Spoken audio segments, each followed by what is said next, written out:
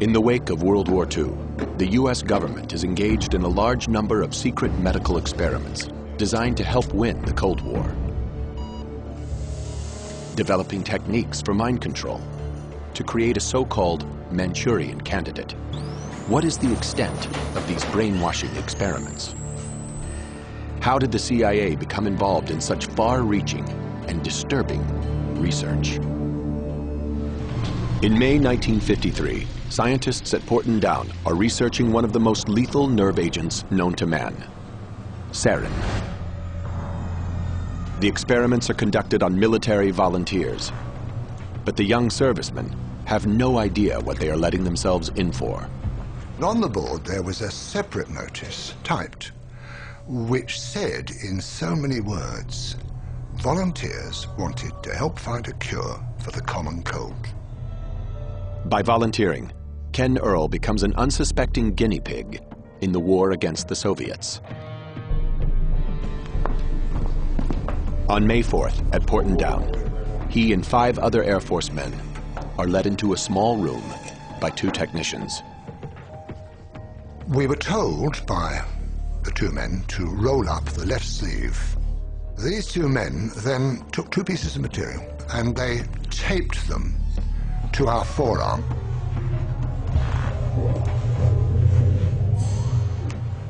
They then gave us each a respirator and that we were not, under any circumstances, to take off the respirator. And the door was sealed behind us.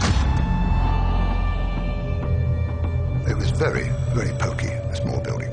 And I found out since it was a gas chamber, which puts the fear of death into you, of course.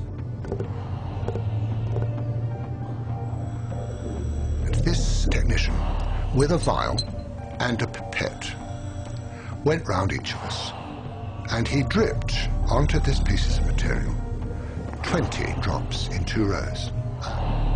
The clear liquid is sarin nerve agent.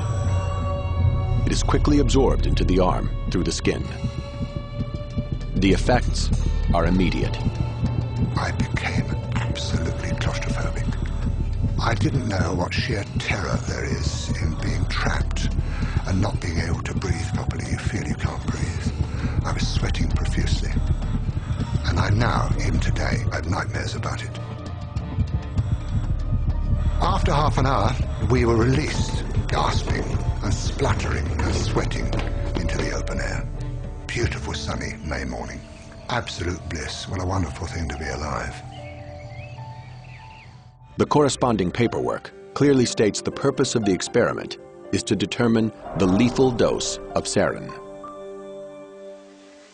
After the Korean War, disturbing new intelligence reaches Washington. Hundreds of American troops are still being held captive, subjected to brainwashing experiments, and then killed. Mind control research back home intensifies. The new goal is to cause an individual to become subservient to an imposed control, to the point where he will perform acts against his will and then have no memory of the act. The search for a real-life Manchurian Candidate begins. To produce such an assassin, the CIA faces 2 main challenges: how to induce amnesia and how to program in new behavior.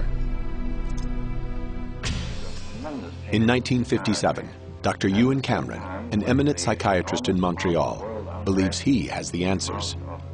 Cameron applies his techniques under the guise of normal therapy. It was a 3-part technique which started with an effort to wipe out past patterns of behavior. And this was accomplished through the use of particularly intensive, repeated, high-level electroshocks until no more convulsions could be elicited from a patient. Cameron then plays tape-recorded messages through helmets that are locked to his patients' heads. This psychic driving forces them to listen to repetitive statements for weeks on end to program in new behavior.